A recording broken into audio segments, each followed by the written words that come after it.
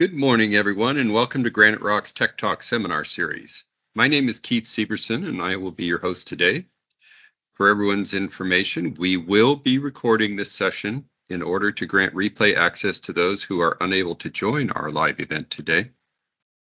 We will be sending you the ever-popular exit survey in a continuing effort to make these seminars more useful to you. So please fill that out. Let us know how we can make these things better.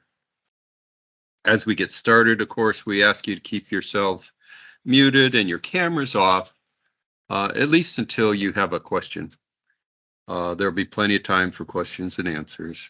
The chat is open, and we will be monitoring that chat room, so the speakers won't have to look at that. We'll check in at the chat room, and I'll break in as time allows and as appropriate.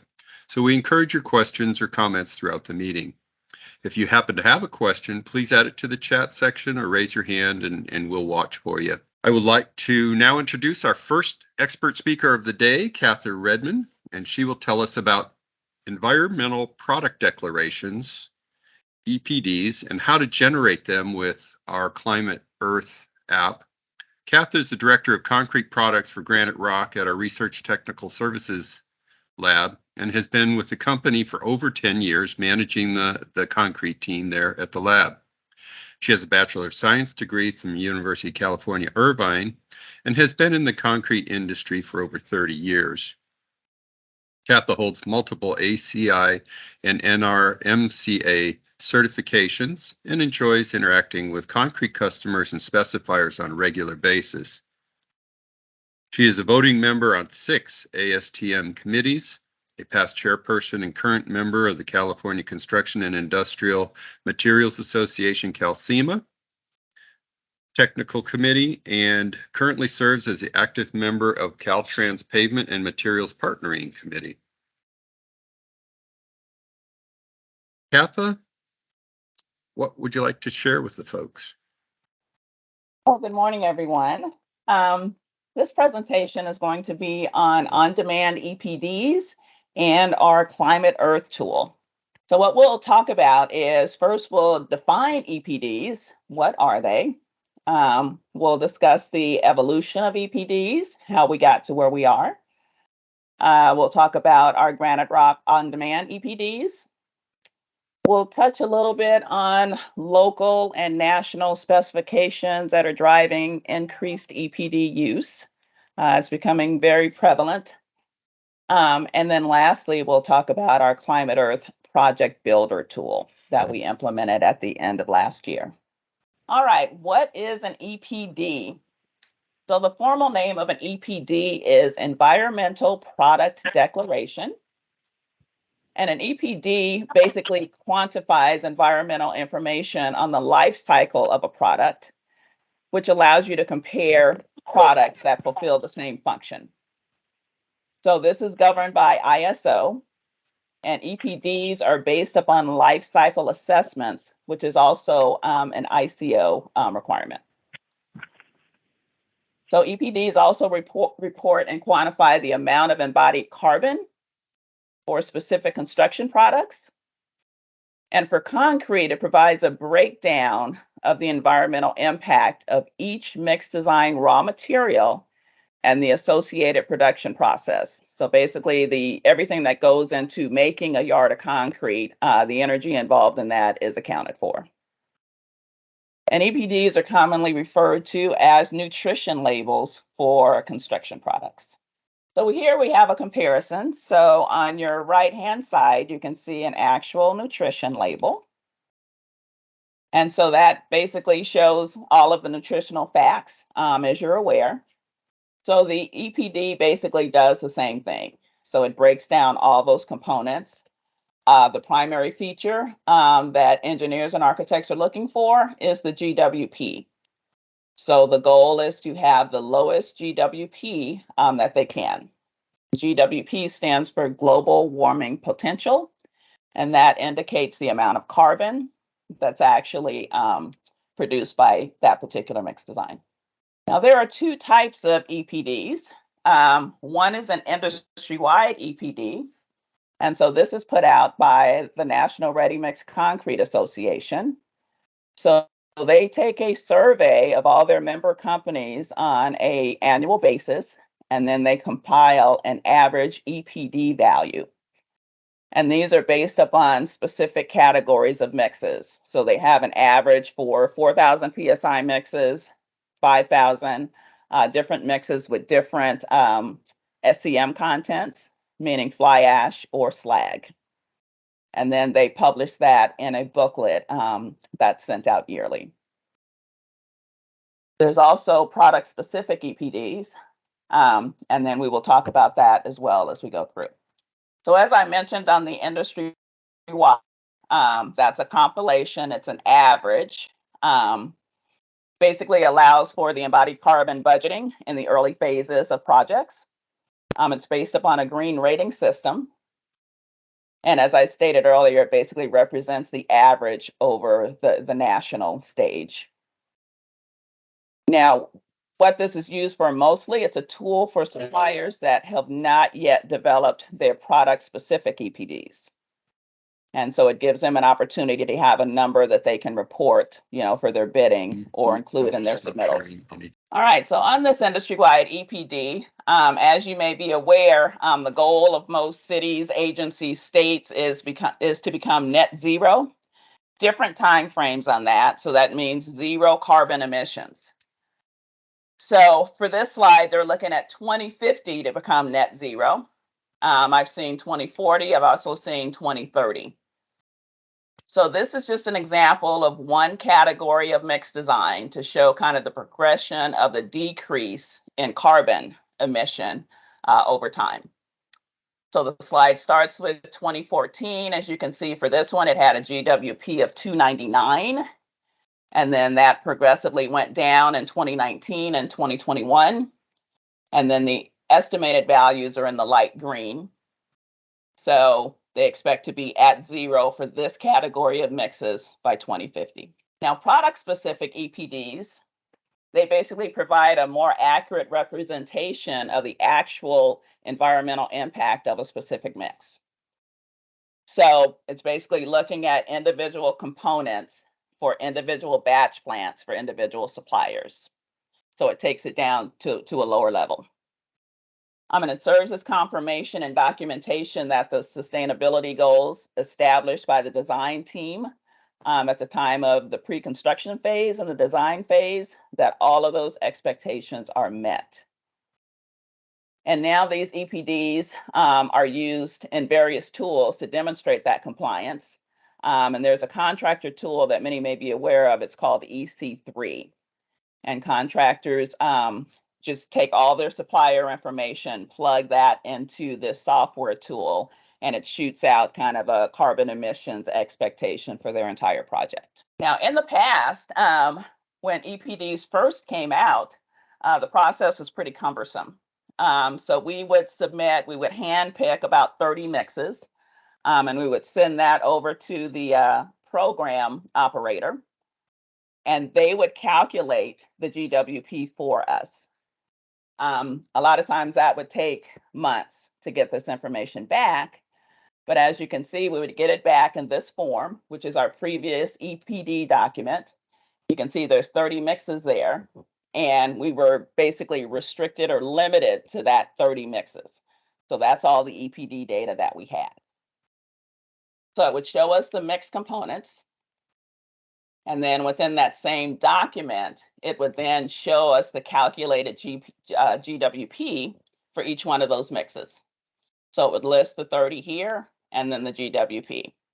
So when we would submit mixes or bid mixes, if there was a GWP requirement, we would be limited to these mixes that we had got preliminary GWP data on. So that was the old school. So the new school now is on-demand EPDs. So now we have the capability of generating an EPD on any one of the mixes within our system. And we can generate that within seconds. And we basically do that through our quality control software that we use for our submittals. So it's made it much easier, much more efficient. As you can see here on the product specific, it actually lists the batch plant. It lists the specific mix design number. it lists the description of the mix, and then it gives you the breakdown. It gives you that nutrition label that we talked about. And again, here's our GWP, which our most important number is at 409. So over here, I wanted to kind of talk about how the embodied carbon is calculated. So we talked about different EPDs. We talked about industry-wide and product-specific. GWP, as I mentioned, stands for global warming potential. EC in this equation is embodied carbon. And then the unit of measure is listed in metric units. So embodied carbon, again, is what the architects and engineers look at on a whole project basis. And to calculate the embodied carbon, they will take the material quantity, they will multiply that by the GWP, and then it will give them that total embodied carbon. Now, to generate a product-specific EPD, I just kind of did a little flow chart to show kind of how that whole process works. So basically, as the ready mix supplier, we gather data from our material supplier, and the data that we'll gather is, how far it is to deliver from their location to our batch plants. So obviously that value is going to be different for each batch plant due to the distance. And then we also take into account the energy that's used at each of the plants and the transportation, as I mentioned, to get to those plants. So that's all the information that's fed to us as a ready mix supplier. We enter that data into our Climate Earth software. Climate Earth is our EPD practitioner, so they generate the EPDs for us. So once we provide them with all that basic information, they run it through their software and they develop an LCA report. And remember, that was life cycle assessment. Once that's completed, they generate a draft EPD. That draft EPD is then sent to the program operator. And there are two, there's ASTM and there's NRMCA. We use ASTM. So our data went to ASTM for review. They're considered the third-party verifier. So they're basically verifying our data and they're verifying Climate Earth's calculations. And so once they confirm all that, then they will certify that EPD. And then that's the final step. And then as you will recall on our EPD, we've got ASTM listed here. So that indicates that it has been third-party verified by ASTM.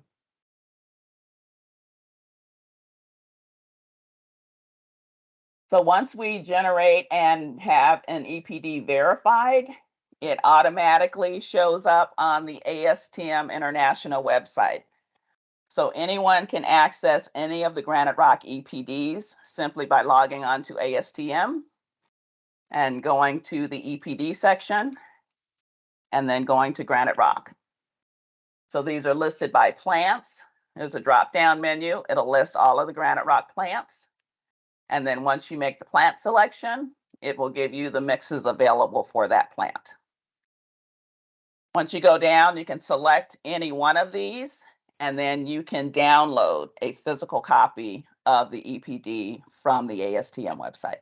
So now I'd like to touch on some local and national specs and legislations. So this is basically what's driving the use of the EPDs. As you can see, California is front and center there. So there are several bills that California currently has, which are buy clean bills. That mostly focuses right now on ready mix trucks. But there are several bills that are going through the legislature right now for low carbon concrete. So within 6 months or so, California will be added to this line having a low carbon concrete bill in place. And then we also have the Marin County low carbon concrete spec. So that's been in place for a couple of years. I think it was 2020 when that came into being. So they actually have a spec that mandates low carbon for any concrete that's produced within their county. There was participation from multiple counties and cities throughout the Bay Area. So we're kind of expecting this to be adopted by other cities and counties in the Bay Area very shortly. So here's a copy of that Marin County spec. So it's pretty lenient when you look at it. They give you several options. So as mentioned, they've broken it down by category, so different types of mixes.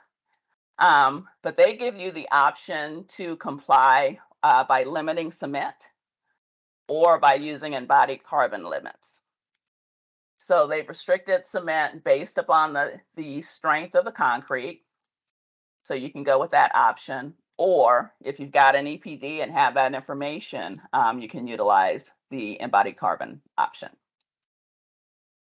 They do have several exclusions that they allow, which kind of works very well for the ready mix supplier. As you may know, there's multiple times when we have to use high early strength concrete, which requires us to use a mix that may have a higher carbon content. So they've made allowances for that. So they will allow you to increase the cement content here, the limited cement content, or the maximum embodied carbon by 30% if you're producing a high early strength mix. And then their second exclusion is for approved cements. So if the cement manufacturer has a plant-specific EPD, they will allow an adjustment to these requirements for the table. So that's kind of nice that they give you, some options just to utilize some unusual events for unusual mixes. Now, the newest one that just came out, this came out in January 2022. This is a federal spec. So this is the General Services Administration, so GSA, that governs construction. So they are now requiring in all of their federal contracts that an EPD be submitted. And they've actually listed parameters for the carbon. So they've listed maximum GWPs that are required for each. And again, they've listed it by strength, which is typical. But what's interesting with them is these numbers are based upon being 20% below that national average. So remember, I showed you the NRMCA national average that some producers can use. Well, this chart for federal projects needs to be 20% below that. So any producer that does not have a product-specific EPD could definitely run into a problem trying to do a federal project. All right. And that is it on EPDs. So any questions on EPDs? All right. Thanks, Katha. Very informative. Patrice, this last comment may have answered, at least on the concrete side, your questions from last week about how to handle the federal requirements. Jessica, go ahead. Hi, Katha. I'm just curious if our solar project out there is kind of helping lower those carbon numbers. Do they take into account, how the aggregate's produced at all in those EPDs? That I'm not sure of. They should have from an aggregate standpoint because it's the amount of energy that's used to produce those aggregates. So that should have been calculated into the EPD. And that may, Jessica, that may come into play as we calculate the aggregate source once we have that totally online. And that's a really great question for us to explore in the future. We've got another question here. How do you calculate the carbon reduction? So that's done strictly by Climate Earth. So we provide all of the base information to them. And then within their software, they calculate the LCA. So I do not pretend to understand how they calculate the LCA, but that's the driver for the final GWP number. And once they calculate that, like I said, it goes into ASTM, and then ASTM verifies that it was calculated correctly. This will put you on the spot a little bit, Katha. Is Climate Earth working on an asphalt equivalent? Not that I know of as of right now. I know they're working on aggregates, but I'm not sure if they've started asphalt. I know they've talked about it. It came up in some of our discussions, but I'm not sure if it's started yet or not. All right, so Product Builder is a tool that's within that Climate Earth software that we're using for our EPDs. And it just kind of takes our EPDs to another level. So what this allows us to do is for the sales team to interact with architects and engineers at an early stage. So at the point where they're designing their projects and they're determining what carbon levels they want, they can utilize this tool to see what mixes Graniterock has available, and what the GWP and carbon footprint is for those mixes. So for this tool, it is on the face of our website. So it's under a Climate Earth tab here, and it's listed as Project Builder. So once they click on that icon, they'll come into a logon screen. Initially, they will set up an account for the Graniterock Project Builder tool.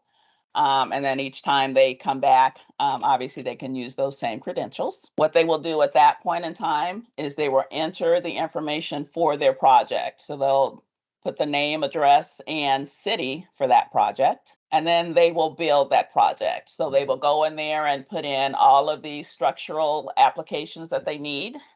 So in this case, they have footings. They will list what the strength requirement is for those footings, and they will list the quantity, the cubic yards required.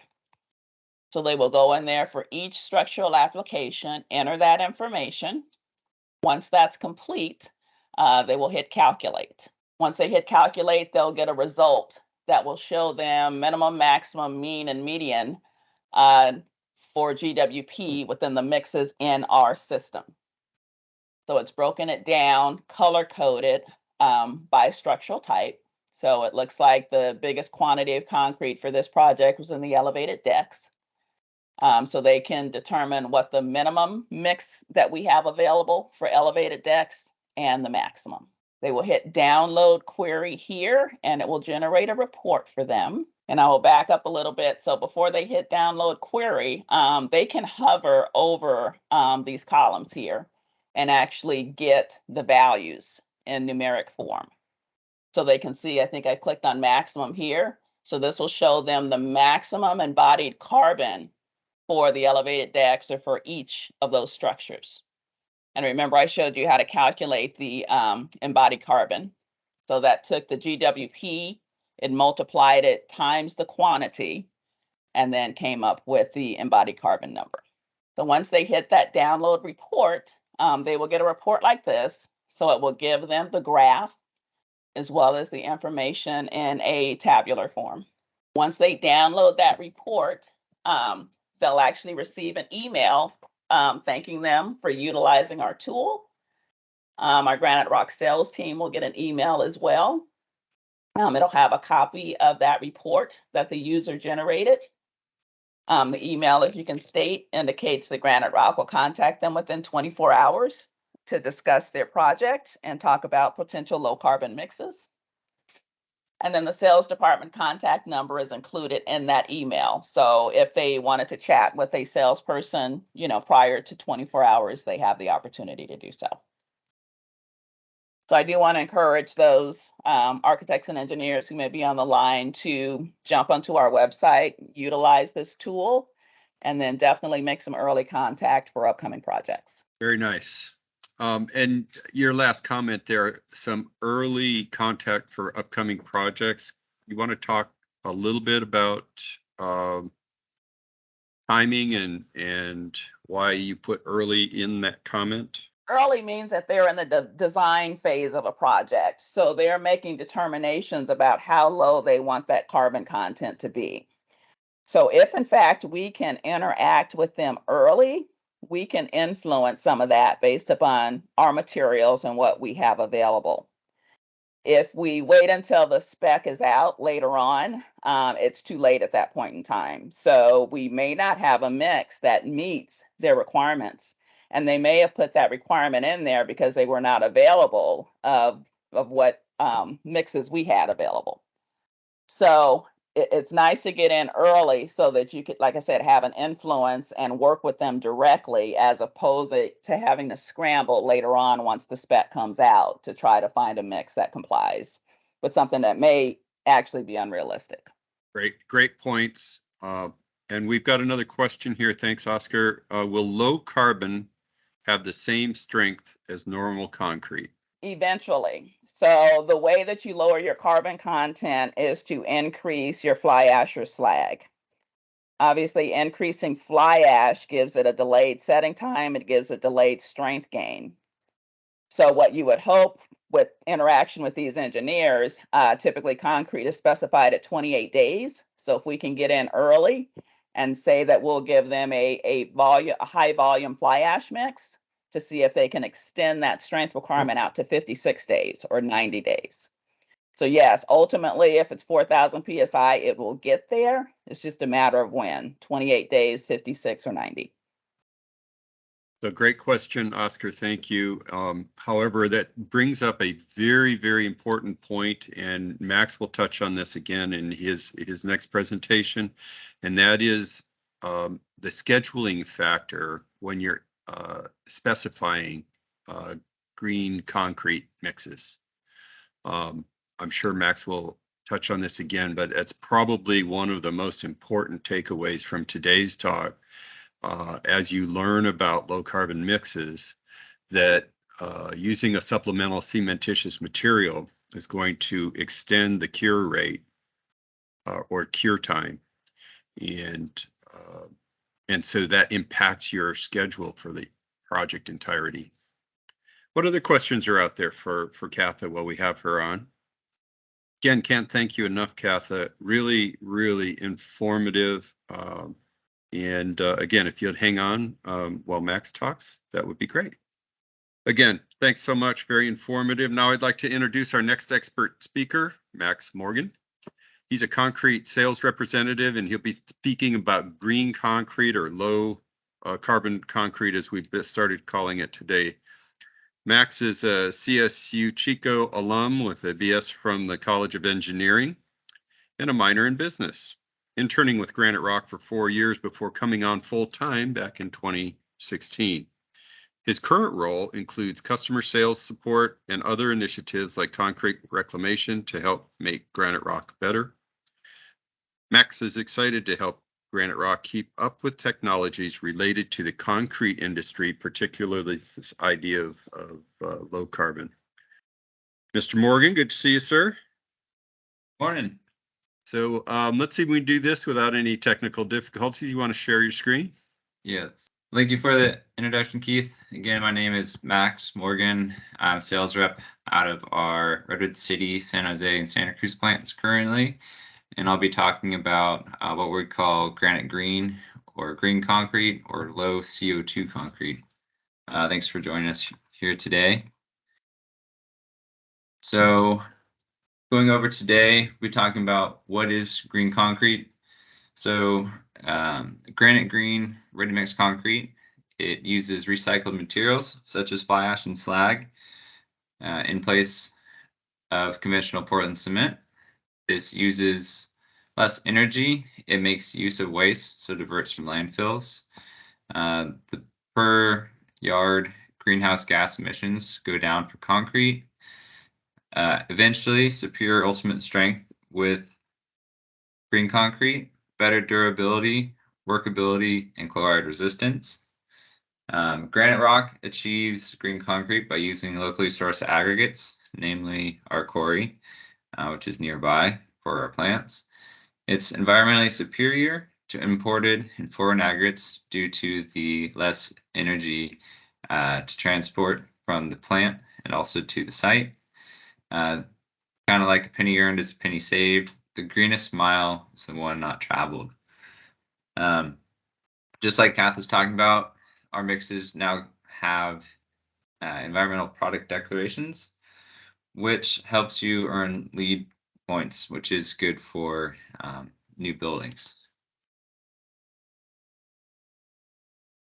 Later in this presentation, I'll talk about lessons learned, kind of like the question of set time, or is there any negative factors of using this style of concrete.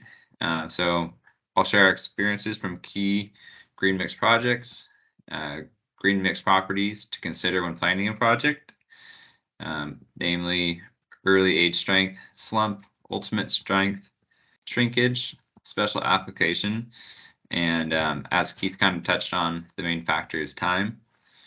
Some of these projects are Apple Alves in Cupertino, how to handle mat foundations, suspended slabs and walls, Maple Street Correctional Facility, that is foundations, slabs, and concrete over metal decks. 102 and more recently 429 University in Palo Alto. That's slabs as well as colored concrete. Dumbarton Bridge, low permeability as well as high early. Half Moon Bay Library for shotcrete application. SFO long-term parking structure for use in corrosive soils. And San Jose International Airport of how green concrete can help increase strength, as well as lessons for plastic shrinkage. So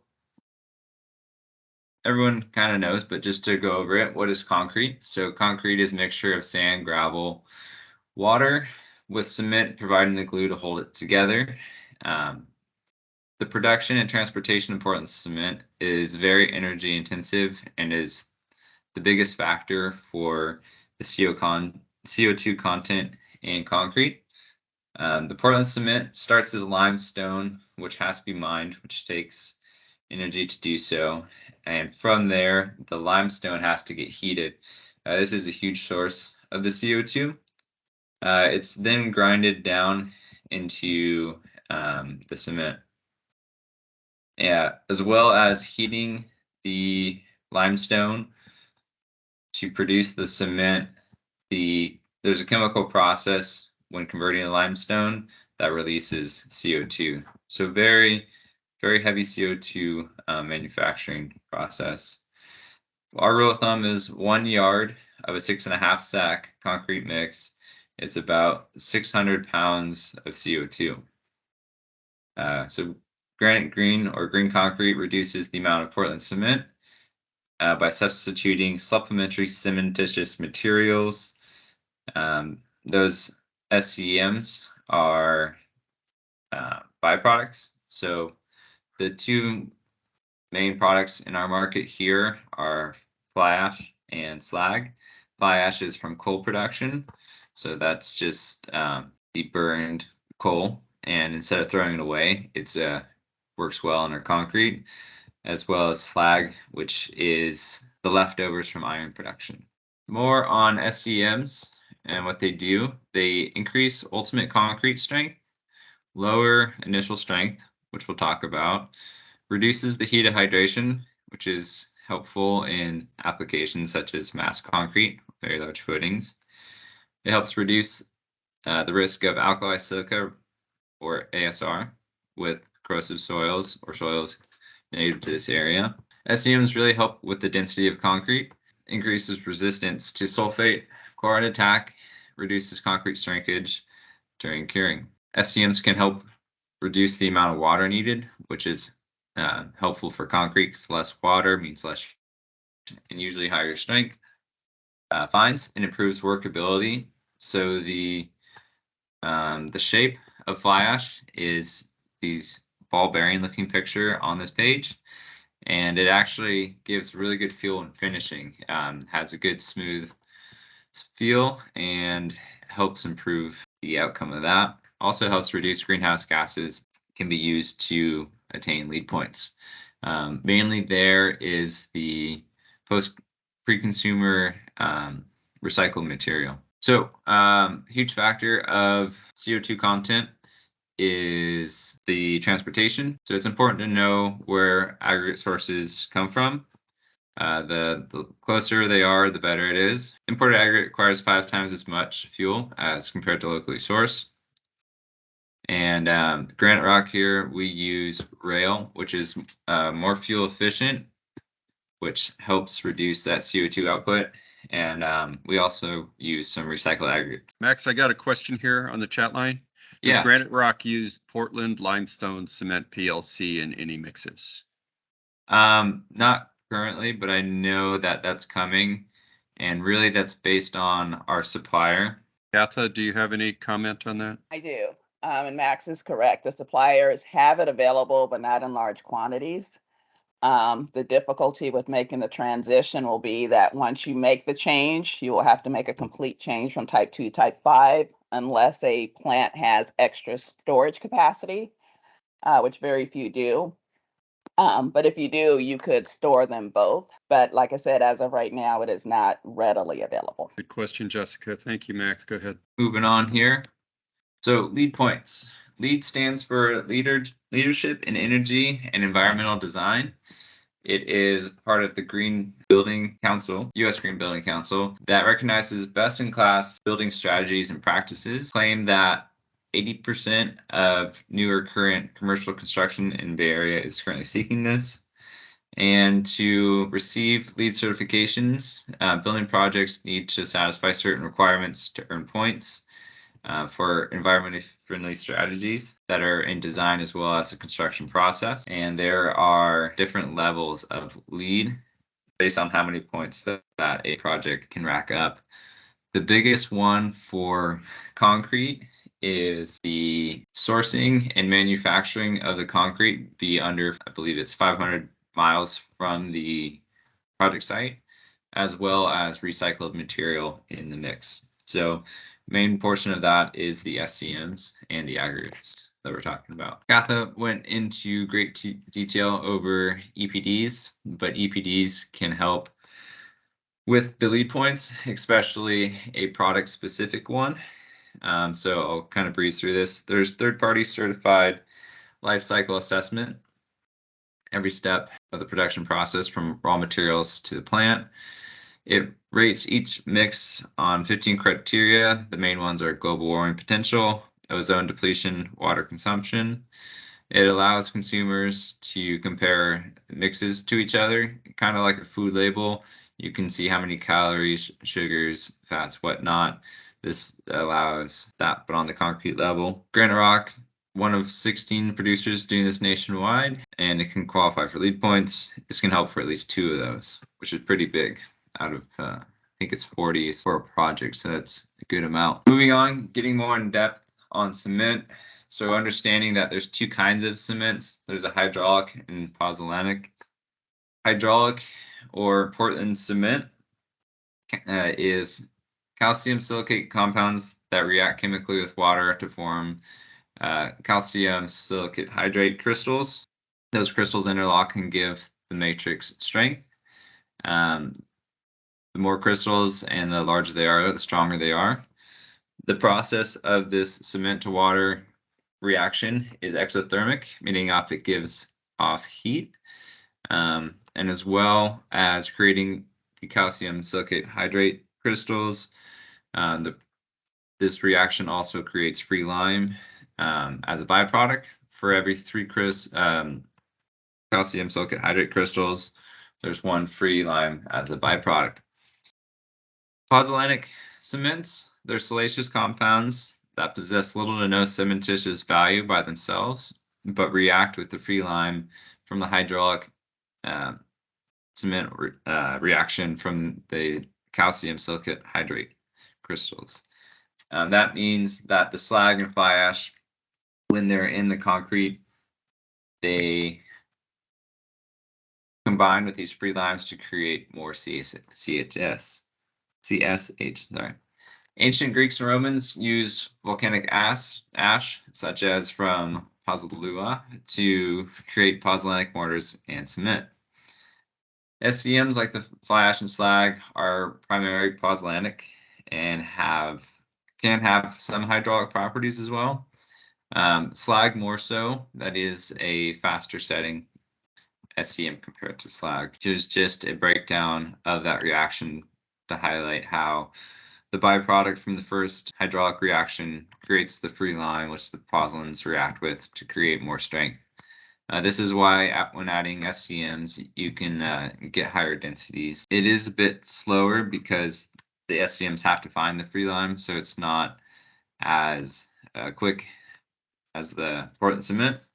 And the set time is temperature dependent as well. The cooler, the slower it is. So SCMs have variable amounts of lime and silicates. The more lime it has, the more it's considered hydraulic, like Portland cement. The faster the curing, the more replacement you can use. So like I mentioned, slag is a bit faster than fly ash. So you can replace, well, we've had success up to 70% replacement of the Portland cement. Fly ash is less like Portland cement. It has more silicates, so it's slower curing. You can have less replacement, but it does create a denser mix. We've found that fly ash and slag blends can be used to optimize for project requirements. So you can get 50 to 70% replacement with less impacts to that set time. Here is a graph showing the initial set in hours, as well as the peak temperature that the mix reached. So the yellow line is from a straight cement mix, meaning all Portland cement.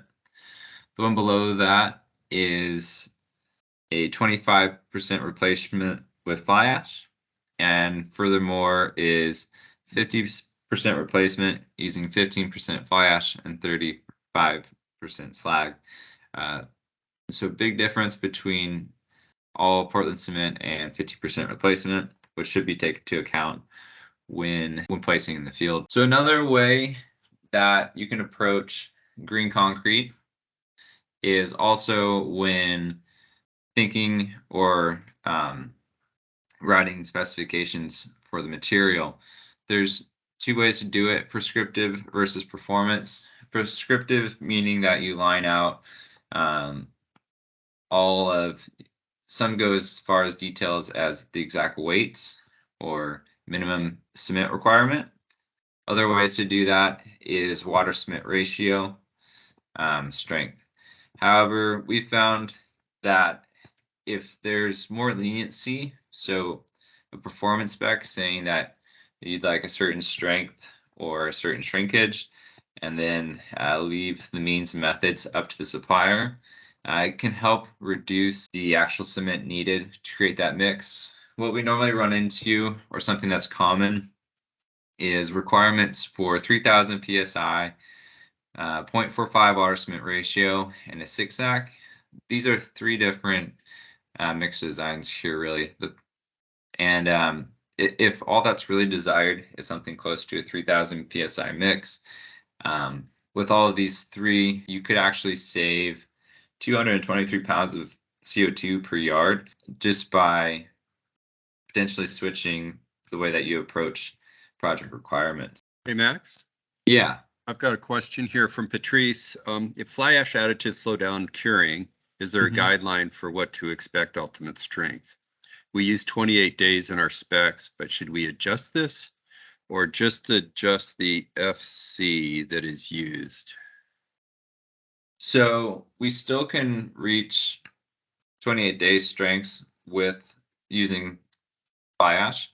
However, at 25%, once you get into the 50% range, somewhere in that area, then I would recommend going further to 56 days, as it gives the mix a chance to achieve the strength you're looking for with less cement.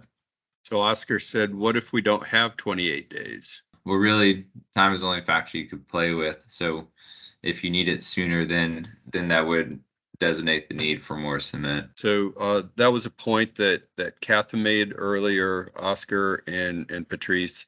And that's a key element to consider when you're using these high fly ash or high supplemental mixes, particularly above 25%, is to get your ultimate strength. And Katha, go ahead and tell me or jump in here if I'm saying this incorrectly. You really need to plan that into the entire project plan. And that's correct, Keith. Yeah. And the rule of thumb that I use, Max is correct, up to 25%. Yeah, we'll guarantee it at the 28 days. And then you can go to 56 days up to 50%. And above that would need to be about 90 days. If you're trying to get something lower than 28 days, then yes, you need to either reduce the fly ash content or remove it altogether. So really key takeaways from today, when you've got a green project or a low carbon project, as these come down, we're going to have to take in the additional time requirements as we design these projects. And so you're going to have to give something up if you want, 50% fly ash, you're going to have to give up 28 days additional cure time. So a key takeaway, and I'm really glad you guys are asking these questions, because key takeaway for using green concrete or low carbon concrete. So hopefully that answered a little bit for you guys. And Max, go ahead, take it away. Yeah, moving on. So another way to lower the CO2 would be mix optimization. It's basically how much cement we could use and lean out just in other ways. So another way that we're approaching this is through technology. One of the technologies that we're using is called Verify.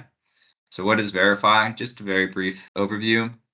It is a system with different monitors on our trucks to measure various metrics such as slump, temperature, drum revolutions, how much water has been added, as well as admixture has been added. From there, the system can actually manage the slump, adding water from our tank up to allowable limits to meet water cement ratio requirements.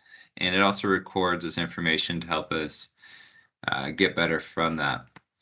So from using this system, we've actually been able to tighten up the slump, which is essentially water content. And from there, that helps us create a narrow standard deviation, which helps us be more efficient with cement. One example is yesterday we had a large pour, and from gathering all the information from this system, we've been able to create a 4,000 psi mix using a 5.5 sack concrete. Normally that is around a 6 sack. So we cut a half sack of cement over a lot of yards, and that helps to save the CO2 that went out yesterday. So moving on to lessons learned from all these green concrete applications or methods. The first one here is Apple Alves in Cupertino. So this concrete was 70% cement replacement, savings of 332 pounds CO2 per yard. It was used for mat foundations, suspended slabs, and walls. The lessons learned here is similar to the time. The concrete didn't set fast. Other factors was that it was poured in February, which is cold temperatures, which also slows down set. And the contractor wasn't able to finish the concrete until 2 a.m. The next morning. So what we learned from that is work with contractor and the weather to use set accelerators as needed. Maple Street Correctional Facility. So this was a 45 to 50% cement replacement, saving 270 pounds of CO2 per yard. Used in foundations, slabs, and concrete over metal deck. This one was a bit different as the foundations and slabs went very well. However, when it came to the concrete over metal deck, that was inside the structure, and the contractor wasn't used to the high replacement on this kind of mix. What happened was the finishers sealed the surface by jumping on it too quick, which created surface cracking and delamination. So lessons learned there was when you have a new mix with the new contractor, we usually recommend a trial pour or a mock-up so that we don't run into issues like this. Next one is 102 and 429 University in Palo Alto. So in this project, again, 70% replacement, saving 376 pounds of CO2 per yard. The concrete was used in foundations, slabs, suspended walls, and colored concrete. So this project learned from the past ones such as Alves and successfully normalized the set using accelerators. So that was all well and good. Something learned was that this project used slag as the replacement of cement. The owner wanted specific colors. However, it was noticed that with the white color from the cement powder, it it changed the overall outcome of the color. So one thing to think about is when you change the composition, not only does it change how it performs, but it also can change how it looks. So overall, it came out well because there was test pours for the color, but it's just something to consider when using high replacement concrete. So moving on to the Dumbarton Bridge, this project had 50% replacement, saving 300 pounds of CO2 per yard. The project was for underwater concrete, so piers and pile caps. And part of the reason it was used is for low chloride iron permeability. So the replacement really helped with that. So that was a win in that area. However, the project wanted to use high replacement on the bridge decks, which called for high early concrete so that they could set and allow traffic to return. However, what ended up happening was increasing the overall cement content to where it would have been without the fly ash. So instead of using a straight cement, it was straight cement plus basically the same amount of fly ash. So when needing high early applications, it doesn't work by taking out cement. Next one here is the Half Moon Bay Library. So low CO2 concrete used footing slab on grade, took out 200 pounds per yard of cement, saving 382 pounds of CO2. The big lesson here was for the shotcrete. Shotcrete is concrete using air to shoot it onto a open wall. And the contractor was concerned about the material not sticking in place due to lower cement contents. Still achieved 50% replacement by using slag, as it is the faster setting replacement material, and went through a few different mixes to see what would work. And again, doing a test pour was vital to our success. Another project is the SFO parking structure. This project was for the footings and slab on grades. The project had high corrosive soils and called for specific corrosion inhibitors as an admixture in the concrete. However, we found that we could use the slag in the concrete to help its permeability by decreasing it, which offset the corrosive soil. So it negated the use of admixtures. This also helped save 270 pounds of CO2 per yard. In the beams, it was also required for corrosivity, but it was not needed. They also had a very conservative strength requirement for the 3-day stressing, as it was a post-tension system. However, again, similar to the bridge deck of Dumbarton, what ended up happening was increasing the cement to the level where the mix would have been, but adding slag on top of that, which led to not a cost-effective solution. So it's it all depends if it'll be successful based on your time and where it's located in your structure. I believe it's the last one here, San Jose International Airport. So this was used for paving a taxiway. What ended up happening is by using slag, it increased our 28-day strength we reduced the total cement by 10%, but still by using 30% replacement of slag, we achieved the same, if not better, PSI at 28 days. So this helped save 161 pounds of CO2 per yard. On top of that, we also used some recycled materials, which is great as well. That was 0.6 tons of virgin sand saved per yard. So with high replacement cement using fly ash or slag, it does delay the initial set, and that leaves the concrete a bit more vulnerable to plastic shrinkage cracking. The reason being is it's going to sit exposed before it starts to harden up. One thing to think about is high temperature and high wind days. This will lead to plastic shrinkage cracking, again driven by high temperatures of ambient mix and materials, wind, low humidity, and sunlight. Ways to counteract this is pouring at times when it's cooler or less windy.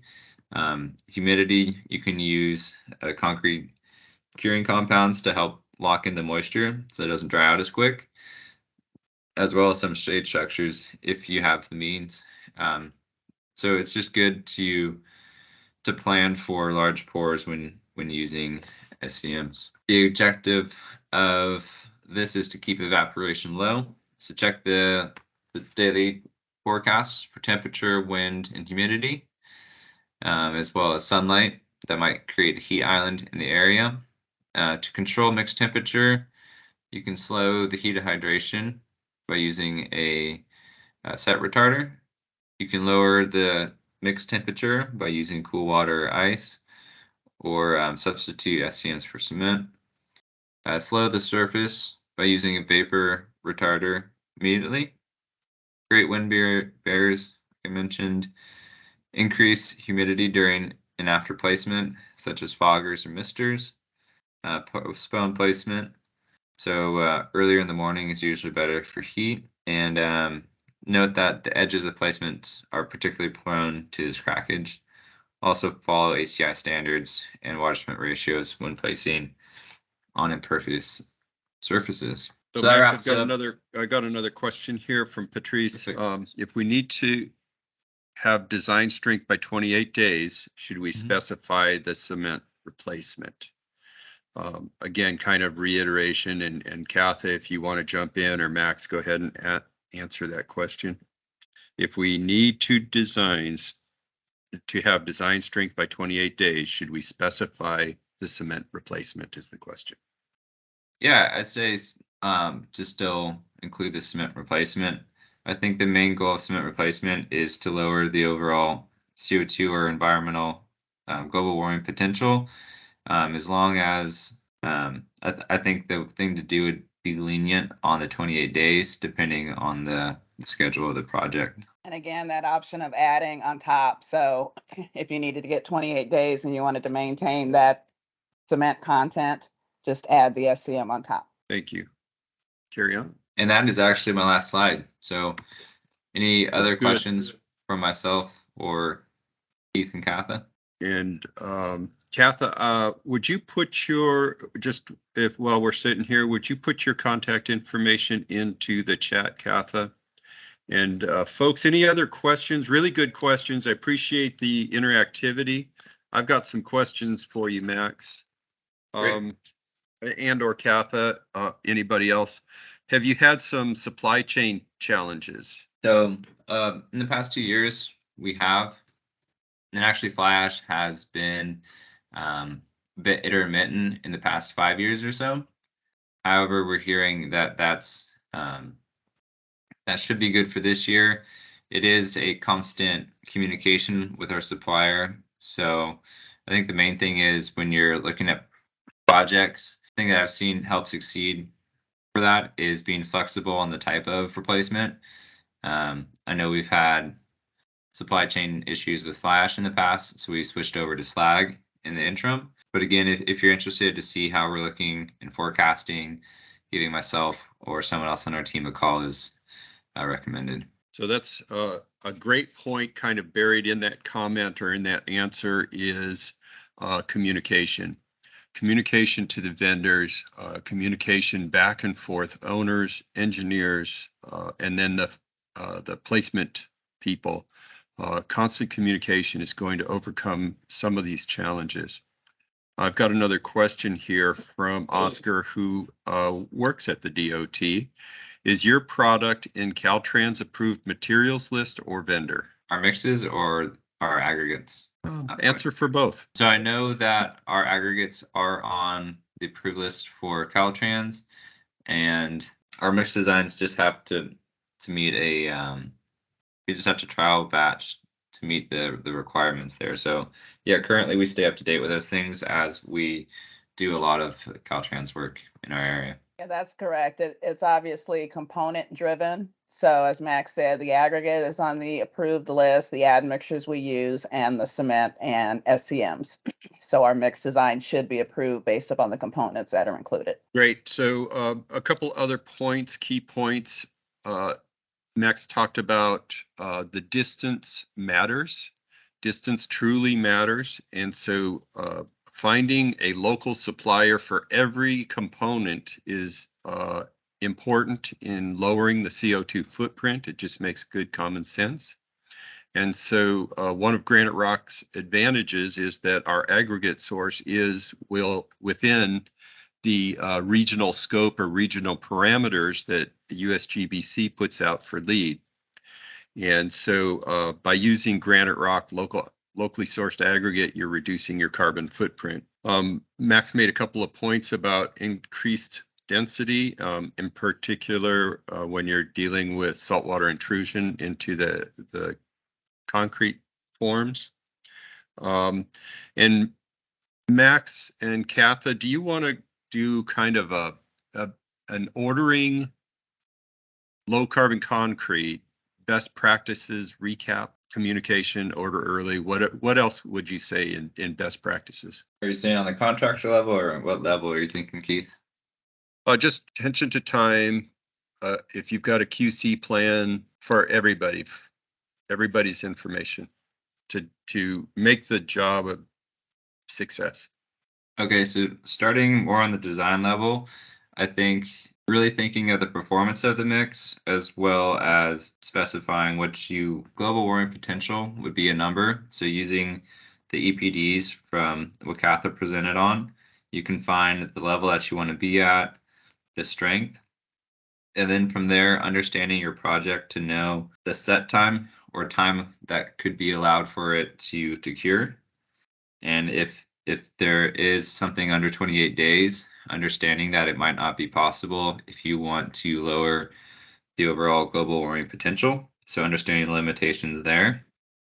As a contractor or someone placing the mix and working with something that's already been specified, understanding the current and local weather and how that can impact the concrete being placed.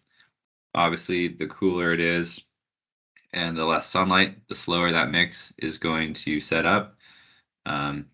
As well as if it's a hot day, there are potentials for cracking to the concrete. Very good. Katha, do you have anything else to add to that? Yeah, I agree with Max. The only thing that I would add is take a look at your entire project as far as the global warming goal that you're trying to hit. So the low carbon number that you're trying to hit.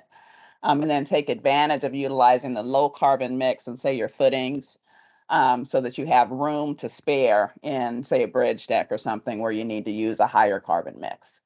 And that'll kind of spread it out and help you hit your target a little better. Good, good. Any recent lessons learned in the field from either of you guys? Something, some project that has come up for you? I think one that was a success is, I believe the footings were 8 to 10 feet deep. And with that, there was concern for heat of hydration causing cracking in the concrete structure. So using high volume fly ash to combat that was a big win. Other questions from the field?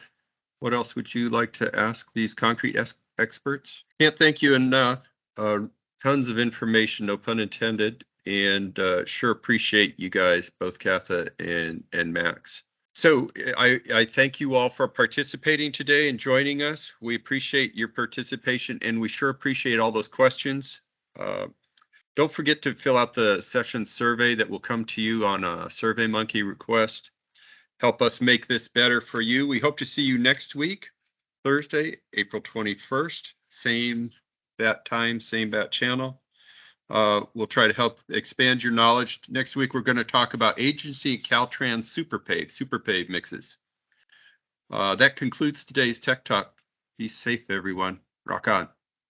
Thank you.